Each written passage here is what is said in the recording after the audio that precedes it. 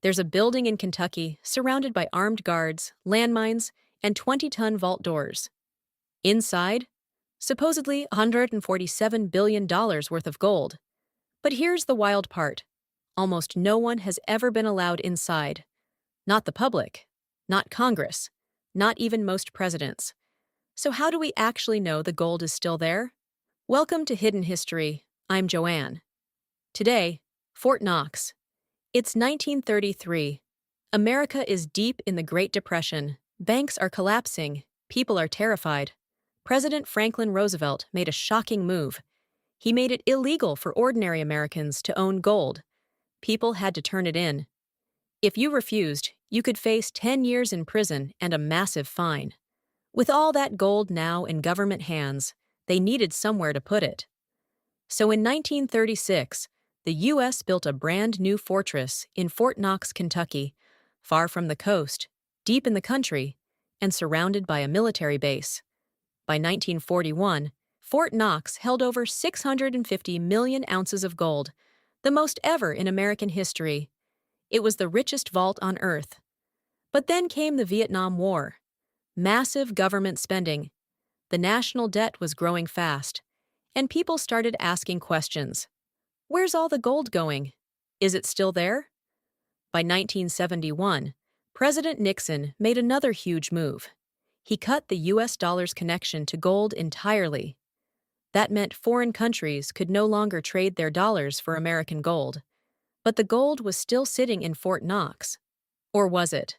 The rumors got so loud that in 1974, the government cracked open the vault for the first and only time for journalists and a few members of Congress. They showed them some gold bars, smiled for the cameras, and shut the doors. That visit lasted about 2 hours. Here's the problem. They only opened one room. Fort Knox has 13 separate compartments. That one peak covered roughly 6% of the reported gold. No one tested the gold. No independent group verified anything. The government called it an audit. Critics called it a photo op. Fast forward to 2017. Treasury Secretary Steve Mnuchin visits Fort Knox, the first outsider allowed in since 1974. He comes out and says, the gold is there. Great, but still no full independent audit. Then in early 2025, both President Trump and Elon Musk started making noise about finally doing a real audit. Trump said he wanted to visit personally. Musk offered to film it.